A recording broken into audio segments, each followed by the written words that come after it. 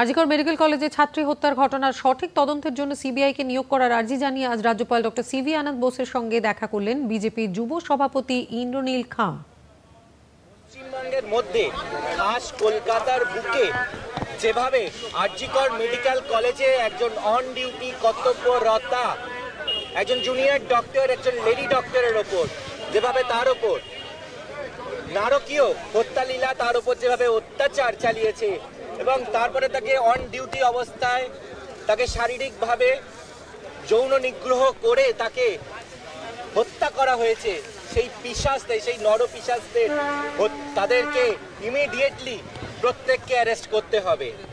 আমরা আজকে সম্মানীয় রাজ্যপালের কাছে এসেছি যাতে সিবিআই এনকোয়ারির জন্য তিনি রিকমেন্ডেশন ইমিডিয়েটলি দেন রাজ্য সরকারকে এবং ইম্পার্শিয়াল একটা এনকোয়ারি হোক। আমাদের পরিবার পরিজনের সাথে পশ্চিমবঙ্গের সাধারণ মানুষ আমরা প্রত্যেকে সহমত যে এখানে আমরা হয়তো নির্যাতিতাকে তাকে আমরা ফিরে পাবো না, কিন্তু তার বিচার চাই, তার সুবিচার চাই।